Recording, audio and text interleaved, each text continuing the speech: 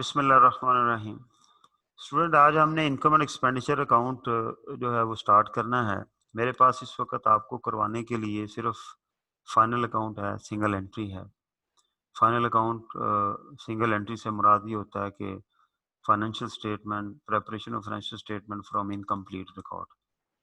तो ये दोनों में और इनकम एंड एक्सपेंडिचर अकाउंट दोनों में सेम टेक्निक यूज़ होती है। ये फाइनल अकाउंट की तरह ही फाइनेंशियल स्टेटमेंट बनानी है हमने। मंडे से इंशाल्लाह ताला आपकी कॉस्ट अकाउंट का वाला जो चैप्टर है वो कॉस्ट अकाउंट के टीचर शुरू कर लेंगे। मंडे से वो भी साथ स्टार्ट हो जाएगा। तो होपफुली हमें साथ साथ वो अपना काम कर लेंगे, हम ये 2 चैप्टर मुकम्मल कर लेंगे। तो वो आपको ग्रुप में बता देंगे क्लास का टाइम वगैरह कब है, क्या है। अच्छा जी, ये जो इनकम एंड एक्सपेंडिचर अकाउंट है ये दरअसल प्रॉफिट एंड लॉस ही होता है, जो कि नॉन प्रॉफिट ऑर्गेनाइजेशन है उनके लिए बनता है। इसे इनकम एंड एक्सपेंडिचर अकाउंट इसलिए कहते हैं कि जो नॉन प्रॉफिट ऑर्गेनाइजेशन है उनके यहाँ प्रॉफिटेबिलिटी का कोई कॉन्सेप्ट नहीं है। उनकी प्रॉफिटेबिलिटी कमर्शियल टर्म के बजाय सोशल टर्म्स में आती है।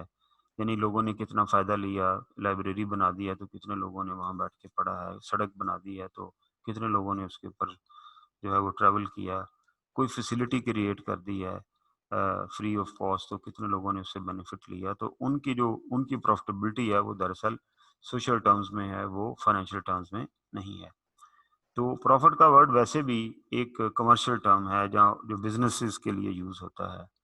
ये वाले जो अदारे हैं इन्हें हम नॉन प्रॉफिट ऑर्गेनाइजेशन कहते हैं, इन्हें हम एनजीओ कह दें, इन्हें हम गोंगो कह दें, गवर्नमेंट नॉन गवर्नमेंट ऑर्गेनाइजेशन, इन्हें हम वेलफेयर सोसाइटी कह दें, वट एवर जो भी इसका नाम हो। इन सब का जो ऑब्जेक्टिव जो है वो प्रॉफिट कमाना नहीं होता। इनका ऑब्जेक्टिव जो मेंबरान होते हैं उस अदारे के, उस सोसाइटी के, उनकी सोशल वेलफेयर होती है। पाकिस्तान के अंदर बहुत सारे कवानीन हैं जिनके तहत ये सोशल वेलफेयर के अदारे बन जाते हैं। कंपनी ऑर्डिनेंस के तहत वो जो है नॉन प्रॉफिट ऑर्गेनाइजेशन भी बन सकती है, ठीक है। जिसे हम लिमिटेड कंपनी बाकायदा बनती है, ठीक है, जो कि अल्टीमेटली गारंटी लिमिटेड कंपनी होती है, उसको हम एनपीओ बोलते हैं। सोसाइटी एक्ट है, फिर इसके अलावा सोशल वेलफेयर एक्ट है, ट्रस्ट है, ब्ला ब्ला ब्ला। हमारा ये टॉपिक नहीं है। हमारा टॉपिक ये है कि ये अकाउंटिंग कैसे करते हैं।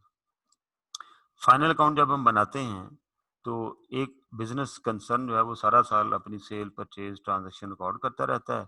साल के आखिर में वो ट्रायल बनाता है, ट्रायल बना के उससे फाइनेंशियल स्टेटमेंट बन जाती है। ये जो अदारे हैं ये ट्रायल नहीं बनाते, आमतौर पर ये रिसीट एंड पेमेंट अकाउंट बनाते हैं, ठीक है।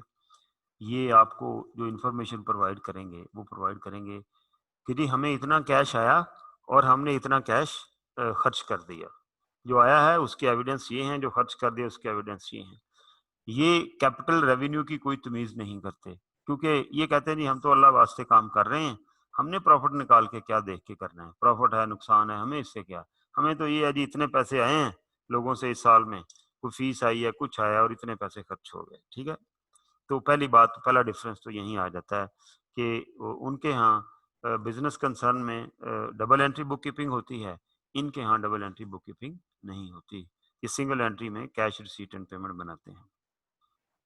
हमारा टास्क ये होता है कि इसको डबल एंट्री में कन्वर्ट करना है, इसकी फाइनेंशियल स्टेटमेंट बनानी है। बैलेंस शीट तो उसी तरह बनेगी जैसे एक आम बिजनेस की बैलेंस शीट बनती है, लेकिन प्रॉफिट एंड लॉस की जगह यहाँ पर इनकम एंड एक्सपेंडिचर अकाउंट आ जाएगा, इसीलिए इसका नाम भी इनकम एंड एक्सपेंडिचर अकाउंट है। ये अदारे भी बाज़ औक़ात सरप्लस कमाते हैं, लेकिन वो जो सरप्लस है वो इनके क्या कहते हैं उसको ये मेंबर्स में, शेयर होल्डर्स में तकसीम नहीं कर सकते जो मेंबर होते हैं उस ऑर्गेनाइजेशन के, सोसाइटी के, एनजीओ के, बल्कि वहीं जो है ये इन्हें वो प्रॉफिट जो है वो लगाना होता है। इसलिए उसको प्रॉफिट नहीं कहते, इसीलिए उसे हम सरप्लस कहते हैं। और अगर इन्हें नुकसान हो जाए तो उसको हम डेफिसिट कहते हैं, इन्हें नुकसान भी हो सकता है। फैसलाबाद में चनाब क्लब इसकी एक बेस्ट एग्जांपल है। चनाब क्लब एक नॉन प्रॉफिट ऑर्गेनाइजेशन है, गारंटी लिमिटेड कंपनी है, ठीक है। उसका इनकम एंड एक्सपेंडिचर अकाउंट बनता है। वहाँ प्रॉफिटेबल एक्टिविटीज होती हैं, लाइक रेस्टोरेंट हैं, होटल्स हैं, ठीक है। तो लेकिन वो जो प्रॉफिट वहां से निकलेगा वो भी इन अदारों की इनकम बन जाएगा और वो भी इनके पर्पसेस के लिए जो है वो यूज हो जाएगा। आगे चलो जी। तो ये पहले उसने राम कहानी शुरू की है जी, ये ऐसे ऐसे होते हैं, मैंने बता दिया आपको। आगे चलें, ठीक है। रिसीट एंड पेमेंट अकाउंट मैंने बता दिया, ये रिसीट एंड पेमेंट अकाउंट बनाते हैं। आगे चलो जी। ये बन गया जी receipt and payment, cash book जिसे हम कहते हैं, ठीक है। कि ओपनिंग कैश एंड बैंक कितना है, पैसे आए कहाँ कहाँ से, सब्सक्रिप्शन जो चंदा चंदा लेते हैं इनसे, चंदा वो वाला चंदा नहीं, चंदा मीन फीस, ठीक है। और फंक्शन से कोई पैसे आए, कोई उन्होंने फंक्शन कराया उसकी फीस रख दी, सेल ऑफ लैंड, कोई जमीन बेच दी है, बैंक इंटरेस्ट है वो आ गया, कोई पैसे बैक्विस्ट, बैक्विस्ट का मतलब ये होता है कि इन्हों इन्हों को किसी ने अपनी विरासत में हिस्सा दे दिया, ठीक है। कोई डोनेशन आ गई, सन्ड्री कोई इनकम आ गई, वो पुराने अखबार बेच दिए, स्पोर्ट्स क्लब है तो पुराने फुटबॉल बेच दिए, बैट बेच दिए। आगे इन्होंने आगे डोनेशन दी, इन्होंने रिपेयर कराई, इन्होंने टेलीफोन बिजली के बिल दिए, कोई एक्सटेंशन कराई है क्लब हाउस की, कमरा शमरा बना, फर्नीचर खरीदा, हीट एंड, आपने देखा कैपिटल रेवेन्यू तफरीक किए बगैर ये रिसीट है, ये पेमेंट है और ये क्लोजिंग। ये क्या है, ये कैश बुक की है ना, कैश अकाउंट है कि पैसे आया कहाँ से पैसा गया, कोई ख्याल नहीं है कि ये एडवांस में आया है, ये रिसीवेबल से आया है, ये पेएबल को दिया है, ठीक है। सिर्फ पैसे आए और गए कहाँ कहाँ है, तो ये इनका रिसीट एंड पेमेंट होगा। आगे चलो, पीछे जाओ जरा, उसने लिखा भी हुआ है, for all practical purposes this is a cash account. आगे चलो, इनकम एंड एक्सपेंडिचर, ठीक है। इनकी इनकम कैसी कैसी हो सकती है, मेंबरशिप फी एंड सब्सक्रिप्शन हो सकती हैं, लाइफ मेंबर फी होती है। जैसे ये इंस्टीट्यूट है हमारा, इंस्टीट्यूट चार्टर्ड अकाउंटेंट, ये एक नॉन प्रॉफिट ऑर्गेनाइजेशन है। इंस्टीट्यूट का अगर सरप्लस है तो हमें, हम मैं मेंबर हूँ इंस्टीट्यूट का, ऐसे नहीं है कि मुझे वो डिविडेंड की शक्ल में दे, वो इंस्टीट्यूट के अंदर ही खर्च हो जाने हैं पैसे, बिल्डिंग बना ली, ये कर लिया, वो कर लिया, ठीक है। तो हमसे जो फीस ली जाती है, आपसे जो फीस ली जाती है एग्जाम की, वो सारी की सारी इंस्टीट्यूट की इनकम है। तो लाइफ मेंबर फी बाज़ होती है कि जी आप लम सम एक ही दफ़ा इतनी अमाउंट पे कर दें, आप लाइफ मेंबर बन जाएंगे, तो वो लाइफ मेंबर फी कहलाती है। डोनेशन कोई दे दे, कहीं इन्वेस्टमेंट की हुई हो, आमतौर पर इन अदारों ने जो सरप्लस फंड्स होते हैं उनकी इन्वेस्टमेंट की होती है ताकि उससे पैसे आते रहें, जो कैपिटल अमाउंट है वो पड़ी रहे और उन पैसों से खर्चे खुर्चे चलते रहें। Surplus for running a coffee and bar और शॉप, कैंटीन वहां पर है, उससे कोई सरप्लस आपको आता है, प्रॉफिट इसे हम कहेंगे, ये प्रॉफिट कहलाएगा, ठीक है। Profit from running of cafe और बार और शॉप, तो ये बार वो वाली बार नहीं है अंग्रेजी वाली, ठीक है। कॉफी कॉफी शॉप है या कोई कैंटीन वगैरह है। इसी तरह profit from running an event, ये भी, हाँ इसको सरप्लस आप कह सकते हैं लेकिन ये तो प्योरली प्रॉफिट होगा, ठीक है। को रनिंग एन इवेंट, कोई फंक्शन करवा दिया, किसी सिंगर को बुला लिया, ठीक है, जैसे चनाब क्लब में होता है, तो some time they charge from the members, some time they don't charge from the members. तो वो चार्ज किया, फर्ज करें 2-2 हज़ार रुपया लिया, उस फंक्शन की से 50 लाख इकट्ठा हुआ, उसके ऊपर खर्चा 40 लाख का हुआ, ठीक है। तो वो 10 लाख जो है वो क्या है, वो आपका सरप्लस है। तो ये इनकी इनकम्स होंगी। आगे चलो जी, पीछे जाना जरा, ये देखें, that if a club has a coffee bar or shop or run an event, the profit from, यहाँ पर प्रॉफिट लिख दिया है, ऊपर सरप्लस लिख दिया, दोनों, ठीक है। Profit from these is generally calculated separately, ये सेपरेट इसका छोटा सा प्रॉफिट एंड लॉस बनेगा, ठीक है। और फिर उसका जो सर प्रॉफिट आएगा वो हम इधर इसके लिए वो फिर इनकम बनेगी। आगे चलो जी, ये देखें, इस इस चैप्टर के अंदर सबसे इंपॉर्टेंट अकाउंट जो है ना, ये सब्सक्रिप्शन अकाउंट है। सब्सक्रिप्शन वो माहाना फीस होती है, सालाना फीस होती है, क्वार्टरली फीस होती है, जो भी सिस्टम हो, जो कि आपको मिलनी है। आपको याद है मैंने इंट्रो में जब हम शायद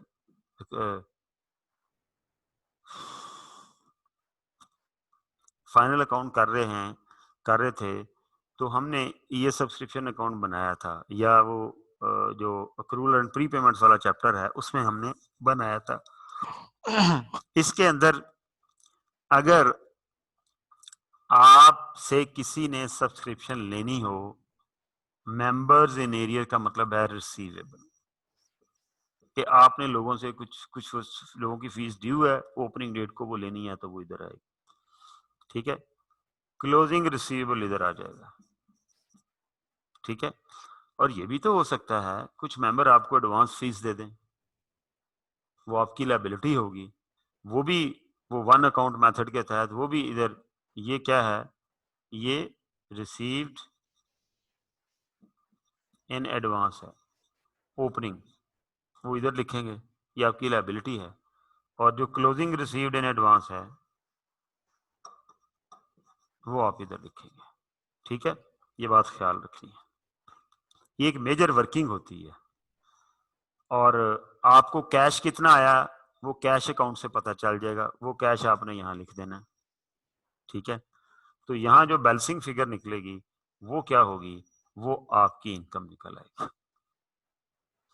इसके अंदर एक आइटम और हो सकती है, वो क्या है, subscription return of. Some time ये जो सब्सक्रिप्शन है बैड डेट्स भी हो जाती है, यानी ये जो रिसीवेबल थे 100 रुपए के फर्ज करें थे, इनमें से 10 रुपए के बैड हो गए, तो वो जो रिटर्न ऑफ हैं वो भी इधर क्रेडिट साइड पर आने हैं। ठीक है, तो वो भी इधर हम लिखेंगे, मैं इधर ऊपर लिख देता हूँ, सब्सक्रिप्शन रिटर्न ऑफ, वो जितनी भी हो 10-20 जो भी हो वो इधर आएगी। और फिर यहाँ जो बैलेंसिंग फिगर निकलेगी वो इनकम निकलेगी। और ये जो क्लोजिंग रिसीवेबल है ये क्लोजिंग बैलेंस शीट में एसेट बन जाएगा, और क्लोजिंग रिसीव्ड इन एडवांस है ये क्लोजिंग बैलेंस शीट में लायबिलिटी बन जाएगी। सो सिंपल, कोई टेंशन वाली बात ही नहीं है। तो ये अकाउंट एक मेजर वर्किंग हुआ करेगी। आगे चलें जी, ये देखिए उसने एग्जांपल दी हुई है, कहता है 31 March a cricket club had membership subscription in arrears. Membership in arrear का मतलब है लोगों से पैसे लेने हैं, ओपनिंग रिसीवेबल, ये आ गया। And had receive 12,000 surplus in advance, subscription in advance, और ये क्या है, इन एडवांस रिसीव की हुई है, ये देखें। ठीक है, during the year to 31 March 17 the club receive 6,24,000, ये उन्होंने कैश रिसीव किया 6,24,000। ठीक है, including 26 membership for the year to 31 March 2018 at ₹12,000 per annum. ठीक है, इनमें से कुछ ने हमें एडवांस भी दिया हुआ था, कितना, 26 मेंबर ने, ये 12,000 के हिसाब से 26 मेंबर ने, ये क्लोजिंग एडवांस है, ये आ गया। ठीक है, और कुछ से हमने लेने भी थे, वो 1200 के हिसाब से हमने 16 मेंबरों से पैसे लेने हैं, ये नीचे लिखा हुआ है। ठीक है, ये रिसीवेबल है क्लोजिंग, ये ले, कोई बैड डेट नहीं हुआ, होता तो वो मैं इधर लिखता, यहाँ पर लिखता सब्सक्रिप्शन रिटर्न ऑफ, अभी वो नील है यहाँ। ठीक है, तो मैंने बैलेंसिंग फिगर क्या कर ली, ये कहता है जी इनकम एंड एक्सपेंडिचर को फिगर जाएगी। सो आपको क्वेश्चन के अंदर ये फिगर कैलकुलेट करनी पड़ा करेगी, तो this account is very much important. आगे चलो जी,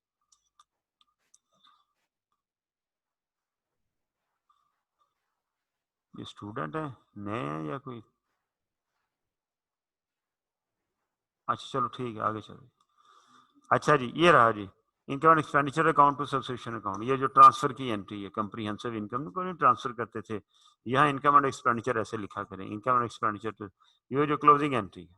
आगे फिर एक एग्जांपल है, ठीक है, कि ये आप लोगों ने अटेम्प्ट करनी है एग्जांपल खुद। आगे चलो जी, ये उसी तरह से एग्जांपल है, इसमें पीछे जाओ, इसमें क्या हुआ, ये बैड डेट्स हुए हैं, ये देखें, इसमें सिर्फ ये एडिशन है, बाकी सब तरह ओपनिंग है, क्लोजिंग है, ओपनिंग एडवांस है, क्लोजिंग एडवांस है, कैश रिसीव्ड है, सिर्फ ये एडिशन है कि इतने बैड डेट्स हुए हैं, तो ये इनकम निकल आएगी, होगी ये भी। आगे चलो, लाइफ मेंबर फी, लाइफ मेंबर फी की एंट्री ये होती है कि बैंक डेबिट और इनकम एक्सपेंडिचर अकाउंट क्रेडिट, ये हमें पता है यार, हमें बग्गी मारी हुई है। ठीक है, जब रिसीव करते हैं तो ये हमारी इनकम होती है, लेकिन इसके ऊपर पॉलिसी अदारे ने बनानी होती है। ठीक है, अगर वहाँ बहुत ज़्यादा लाइफ मेंबर फी होती हो तो इसे इनकम, ये रेगुलर पार्ट हो कि जी लाइफ मेंबर फी आती रहती हैं, तो ये इनकम सारी ले लेते हैं। Recognition as income and receipt, ये हो सकता है। Recognition as income over the specified period, कि यार ये लाइफ मेंबर फी है, मेंबर ने अगर पैसे इकट्ठे दे दिए तो उसने अगले 5 साल 10 साल 15 साल सर्विस लेनी है, तो इसको ऐसा करो, डेफर कर लो, 10 सालों के ऊपर बराबर तकसीम कर लो। तो ये पॉलिसी दी हुई होगी क्वेश्चन में, अगर ऐसा होगा तो उसको डिवाइडेड बाय 10 करेंगे, 5 करेंगे, जो भी जितने साल की भी पॉलिसी हो, वो अमाउंट एक इनकम बनाएंगे, और बाकी जो है उसको हम कहाँ ले जाएंगे, बाकी हमारी लायबिलिटी बन जाएगी।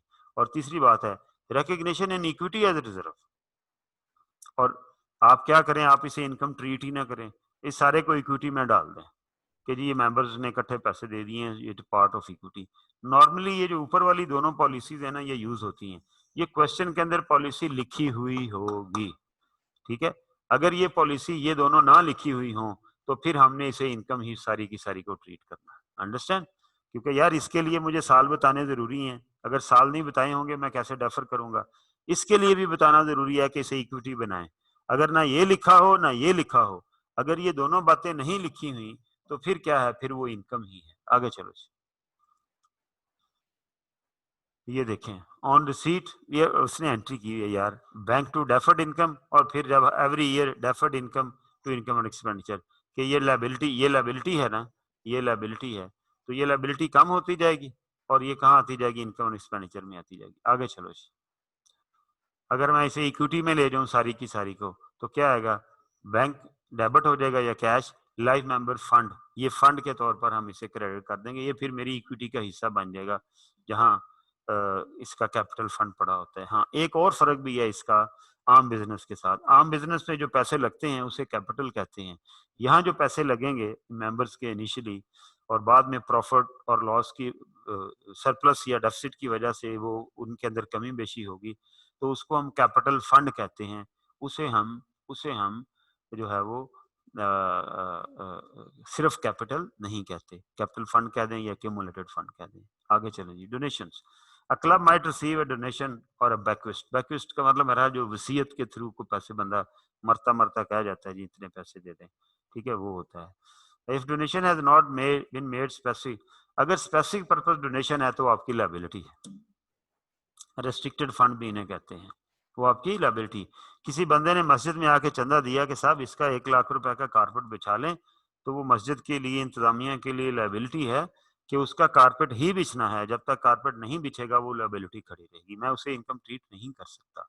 लेकिन जो जनरल डोनेशन हैं वो हमारी इनकम होती हैं। तो क्या हुआ, स्पेसिफिक डोनेशन लायबिलिटी है और जनरल डोनेशन जो है वो क्या है, हमारी इनकम है। आगे चलो जी। ये देखें, ये देखो वो कहता है जी क्रिकेट स्क्वायर बनाना है, फंड दिए कि भाई यहाँ पर एक यादगार बनेगी जिसे क्रिकेट स्क्वायर कहेंगे, शहर के अंदर स्टेडियम के पास या कहीं भी। तो एंट्री क्या होगी, bank to cricket square fund. अब जब उसमें से खर्च करेंगे तो स्क्वायर फंड डेबिट होता जाएगा, कैश क्रेडिट होता जाएगा, ठीक है। लेकिन ये पैसे स्क्वायर, वो क्रिकेट स्क्वायर के ऊपर ही लगने हैं, ये किसी और जगह मैं इसे ट्रीट नहीं कर सकता। Surplus from running an operation, छोटा मोटा कहता है जी ऑपरेशन, कैंटीन, बार, ये वो हो सकता है, उसका जो सरप्लस आएगा प्रॉफिट कहलाएगा, वो प्रॉफिट होगा। लो, लेकिन वो हमारे अदारे के लिए वो प्रॉफिट नहीं है, वो क्या है, एक सरप्लस है। आगे चलो, ये देखें, कहता है जी कॉफी, इसका छोटा सा एक trading profit and loss account बन जाया करेगा। ये देखें सेल, ये कंप्रीहेंसिव इनकम छोटी सी बना करेगी। ये कॉस्ट ऑफ सेल, ये कॉस्ट ऑफ सेल की वर्किंग हुई हुई है, ओपनिंग इन्वेंट्री, परचेजेज और क्लोजिंग इन्वेंट्री। और फिर कोई एक्सपेंसेस हैं वो माइनस कर देंगे यहाँ से, और ये इसका प्रॉफिट आ जाएगा। ये इनकम एंड एक्सपेंडिचर अकाउंट में हमारी इनकम बन जाएगा। आगे चलो, surplus from running an event, ये भी सीधी सी बात है, क्रिकेट का टूर्नामेंट कराया, फीसें आई हैं इतनी, वो इधर आ गई। कॉस्ट ऑफ प्राइज को हमने प्राइजेस वगैरह दिए हैं या खर्चा हुआ है, ये सरप्लस आ गया, ये सरप्लस हमारा जो है ये हमारी इनकम में चला जाएगा, ठीक है। टाइप्स ऑफ एक्सपेंडिचर, सैलरीज होती हैं लोगों की, ज़ाहिर है चैरिटी तो ये लोगों के लिए है, जो उस अदारे के अंदर बंदे काम कर रहे हैं उनके लिए चैरिटी थोड़ी है, ठीक है।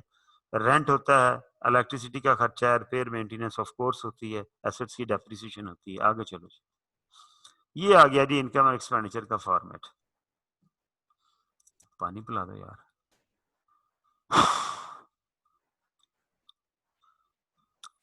ये देखें, ये सिंपल इनकम और एक्सपेंडिचर, इसके अंदर कोई ग्रॉस प्रॉफिट नहीं निकलेगा, कोई प्रॉफिट बिफोर टैक्स नहीं निकलेगा, क्योंकि इनके ऊपर टैक्स होता ही नहीं है, ठीक है। कोई प्रॉफिट बिफोर इंटरेस्ट नहीं निकलेगा, सीधी सी बात है। इनकम इधर इकट्ठी कर लें, इनकी वर्किंग किसी की बनानी पड़ेगी, किसी की नहीं बनानी पड़ेगी, ठीक है। तो वो हमने यहाँ सब्सक्रिप्शन इनकम लिख ली, जिसकी वर्किंग होगी उसकी वर्किंग बना लेंगे। ये क्या आ गया, ये टूर्नामेंट इनकम आ गई कि टूर्नामेंट से पैसे आए इतने हैं। ये कैफे शॉप का प्रॉफिट आ गया, इसकी सेपरेट वर्किंग हो जाएगी। ये टूर्नामेंट की भी सेपरेट वर्किंग करके ये भी यहाँ करने की जरूरत नहीं है, ठीक है। वो जो प्राइस वगैरह सारा नेट अमाउंट यहाँ पर लिख देंगे, ये जैसे कैफे की लिखी है, ठीक है जी। तो अल्टीमेटली ये मेरे पास टोटल इनकम आ गई, इसी तरह टोटल एक्सपेंडिचर आ गए, माइनस किया, तो ये क्या आ गया, सरप्लस या डेफिसिट। सरप्लस होगा तो विदाउट ब्रैकेट आएगा, डेफिसिट होगा तो यहाँ ब्रैकेट लग जाएगी। चलो जी आगे चलो। और भाई समझ आ रही है? जरा हैंड रेज करके बताएं। मैंने मशीन तो नहीं चलाई हुई। छोटी छोटी बच्चों वाली बातें हैं। लिखा बहुत अच्छा हुआ ये वाला चैप्टर। हाँ जी, समझ आ रही है जी? किसी से पूछो यार, किसी नालायक से बच्चे से पूछो, नहीं सॉरी, किसी भी बच्चे से पूछो यार, नालायक तो कोई भी नहीं है।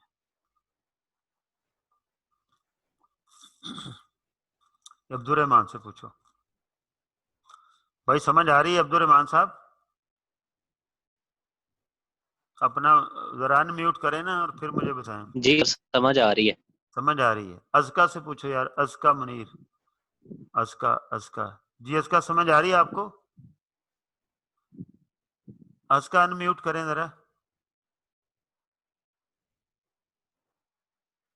अजका पता नहीं ज्वाइन करके चली गई है। हाँ जी अजका, आपकी आवाज नहीं आ रही मुझे। आपकी आवाज नहीं आ रही।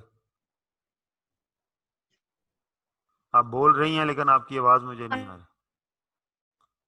चलें, अपना ये माइक वाइक सही करें ना यार, क्योंकि आगे तो अब आप लोगों को पता ही है कि ये तो अभी और कुछ दिन लगने हैं, तो माइक सही होना चाहिए। ठीक है, ये एहसन इकबाल से पूछो यार।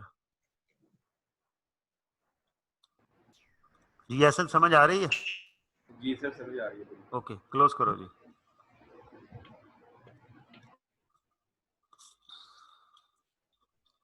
म्यूट कर दो सबको। ये बन गया जी इसका इनकम एंड एक्सपेंडिचर। और बैलेंस शीट मैंने बताया था जैसे बैलेंस शीट बनती है वैसे बननी है। फर्क क्या है कि वहां एक ट्रायल दिया हुआ होता है, कुछ इंफॉर्मेशन दी हुई होती है। यहाँ ट्रायल की बजाय एक इनकम एंड एक्सपेंडिचर, सॉरी, एक रिसीट एंड पेमेंट होगा और कुछ इंफॉर्मेशन होगी, जिससे हमने ये सारा काम करना है। आगे चलो जी। ये देखें, अकाउंट फॉर्मेट में कहता है जी ऐसे भी बनता है कि आप एक साइड पर इनकम तो लिख लें, ये हमें बोंगी मारी हुई है, इधर एक्सपेंडिचर लिख लें, तो अकाउंट फॉर्म में यहाँ सरप्लस आ जाएगा, उधर आएगा तो डेफिसिट आ जाएगा। अंडरस्टैंड? आगे चलो जी। Statement of financial position format, इसको लिखा होना चाहिए। कहता है जी सेम फॉर्मेट है, लेकिन the main difference is the equity section, the equivalent of the capital section of the business is called the accumulated fund. मैंने आपको ये बात बता दी। The below illustration shows two format statement form and account form. यार दो दो देने की क्या जरूरत है? चलो जी, ये देखें, हम स्टेटमेंट फॉर्म में बनाएंगे क्योंकि हमारा फाइनल अकाउंट भी स्टेटमेंट फॉर्म में सीखा है हमने। तो ये आ गया जी, नॉन करंट एसेट है, क्लब हाउस है, बिल्डिंग है, फर्नीचर है, इधर आ जाएगा। करंट एसेट इधर आ जाएंगे। सब्सक्रिप्शन इन एरियर, जो रिसीवेबल सब्सक्रिप्शन थी। इन्वेस्टमेंट कोई की हुई है, कोई इन्वेंट्री पड़ी हुई है, वो जो छोटी शॉप है, कैफे है, कैंटीन है। प्री पेमेंट कोई आमतौर पर होती है, कैश आ गया, टोटल एसेट आ गया। आगे चलो जी। ये आ गया रिक्यूमुलेटेड फंड आ गया। At the start of the year surplus या डेफिसिट या क्लोजिंग। करंट लायबिलिटी ये आ गई, subscription in advance, accrual, total accumulated fund. इधर कोई इक्विटी, कोई फंड और आ सकता है जो स्पेसिफिक पर्पस डोनेशन है, वो भी यहाँ पर लायबिलिटी के तौर पर शो होगी। आगे चलें। ये उसने अकाउंट फॉर्म बनाया है, हमने इसे फॉलो नहीं करना। आगे चलो जी। स्पेशल फंड आ गया जी। अब कहता है जी कोई स्पेशल फंड अगर आपको आया है तो आपने ये लिखना है cash to special fund, restricted fund, ये आपकी लायबिलिटी है। ठीक है, मैंने पहले भी बता दिया कि जो स्पेसिफिक पर्पस या स्पेशल फंड है वो लायबिलिटी है। Allocation of asset to the fund, special fund cash to cash. ये कैश क्यों लिखा हुआ है? ये नहीं लिखना। जब हम उसके ऊपर पैसे खर्च करेंगे तो एंट्री क्या होगी? Special fund account to cash account. Allocation of asset to the special fund के जब हम ये पैसे उस स्पेशल फंड के ऊपर लगा देंगे। आगे चलो जी। अब क्या जी, स्पेशल फंड टू कैश, ये उसकी एंट्री होगी for special fund if so allocated, अगर हमने उसको एलोकेट कर दिया हुआ है, या अब उसने entry receipt of cash for a specified purpose. ठीक है, तो ये अल्टीमेटली वो स्पेशल फंड, यहाँ से ज्यादा क्लियर हो जाएगा, वही एंट्रीज हैं सारी। Ali has been very successful businessman when he was a young man. एम स्टोरी लिखी है ये यार। Man, he very much enjoyed playing cricket and has very fond memories of his days at the village cricket club. अब तो memories सारी WhatsApp पे होती हैं। He has donated ₹1 million to the club to the fund building of a new club house. क्या एंट्री करेंगे? Cash to special fund. ठीक है, क्लब हाउस फंड आ गया। अब हमने उसके ऊपर पैसे खर्च करने शुरू कर दिए। Special fund to cash. ठीक है, आगे चलो। ये आगे जी, accumulated fund to special fund, ठीक है, और allocation of asset to the fund, special fund to cash, ठीक है, कि हमने वो पैसे set up fund for the special purpose, हमने वो स्पेशल फंड जो है ये हमें एंट्री बोंगी मारी हुई है कि स्पेशल फंड से निकाल के एक्यूमुलेटेड फंड में डालें और फिर उसको खर्च करें, एक ही बात है, उससे कोई फर्क नहीं पड़ता, ठीक है। An organisation itself might set aside fund, might लिखा हुआ है, इसकी कोई जरूरत नहीं है। बात समझ आ गई है कि जो स्पेशल फंड है उन्हें अलहदा से शो करना है, उनमें से जो खर्च हो जाएंगे, फर्ज करें कि बिल्डिंग के लिए आपने पैसे दिए, तो इसकी एंट्री क्या होगी, कैश डेबिट, आपके पास पैसे आए, कैश टू बिल्डिंग फंड, ये एंट्री होगी, बिल्डिंग फंड, ठीक हो गया जी। अब जब पैसे खर्च करेंगे तो आपके पास बिल्डिंग बननी शुरू हो जाएगी, बिल्डिंग अकाउंट टू कैश, ठीक है। अब ये फंड ऐसे का ऐसे ही रहा, ठीक है। जो पढ़ा लिखा ट्रीटमेंट है ना इसका, पढ़ा लिखा ट्रीटमेंट वो ये है कि ये बिल्डिंग जब डेप्रिसिएट होगी तो बेसिकली इस फंड ने रिड्यूस होना है, उसकी एंट्री क्या होनी है, उसकी एंट्री होनी है डेप्रिसिएशन को हमने डेबिट नहीं करना, बल्कि बिल्डिंग फंड को डेबिट करना है। एंट्री क्या होगी, बिल्डिंग फंड डेबिट और एक्यूमुलेटेड डेप्रिसिएशन क्रेडिट, ठीक है। यानी उस डेप्रिसिएशन को एक्सपेंस ट्रीट करने की बजाय इस फंड के अगेंस्ट एडजस्ट करते जाना है। By the end of the life of the asset, asset भी खत्म हो जाएगा और ये लायबिलिटी भी खत्म हो जाएगी, जब तक वो एसेट है वो आपकी लायबिलिटी है, उसको मेंटेन करना, ठीक है। खैर ये अगले एडवांस लेवल की बात है, अभी आप फिलहाल ये समझ जाएं कि आपके पास जितने पैसे आएंगे वो अपने फंड में रखने, और फंड से जितने पैसे खर्च होंगे वो आप बिल्डिंग फंड को डेबिट करके या जो भी फंड होगा कैश को क्रेडिट कर देंगे। क्वेश्चन पूछ रहे भाई, क्या कह रहे हैं उमर? जी उमर।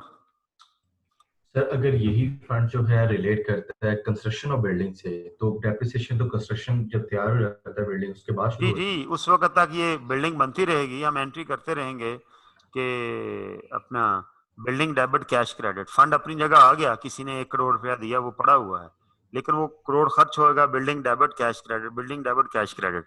अब एक दिन आएगा जब वो करोड़ रुपए की बिल्डिंग बन जाएगी, एसेट साइड पर करोड़ की बिल्डिंग खड़ी नजर आ रही है और लायबिलिटी साइड पर बिल्डिंग फंड नजर आ रहा है, तो जब डेप्रिसिएशन हुआ करेगी तो उसकी एंट्री क्या हुआ करेगी, बिल्डिंग फंड डेबिट और building credit. Aahista Aahista building भी खत्म होती जाएगी क्रेडिट, और उधर से बिल्डिंग फंड भी खत्म होता जाएगा, ठीक है।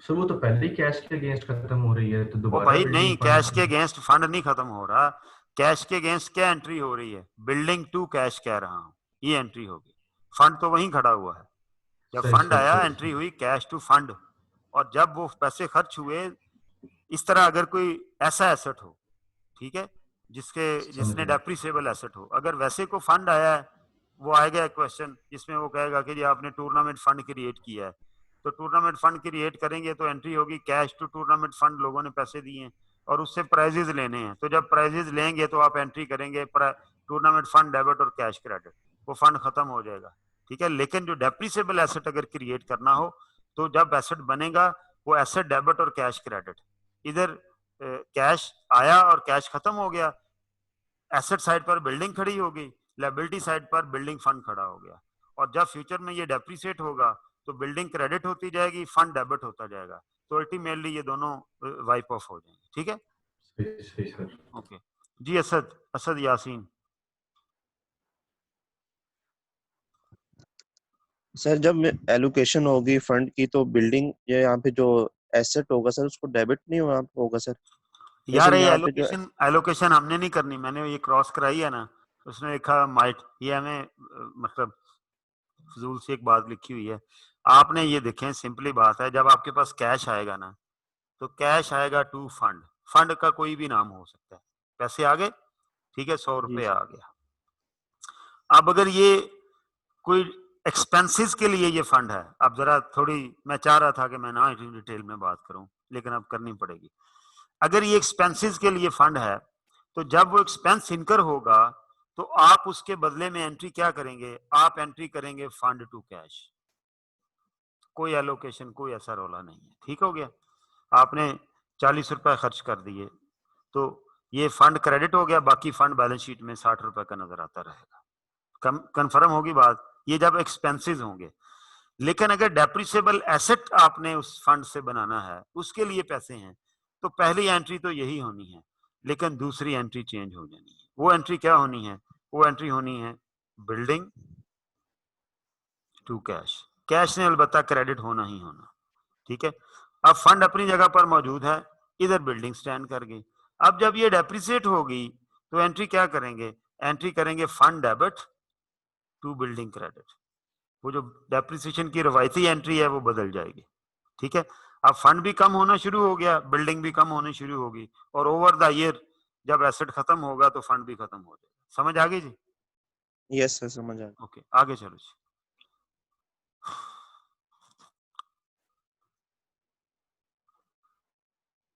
ये देखें, ये कहता है जी आपने setting up fund, accumulated fund to special fund. वो एक स्टेप बीच में और इन्वॉल्व हो जाता है कि हमने फंड में से इतने पैसे उधर डाल दिए।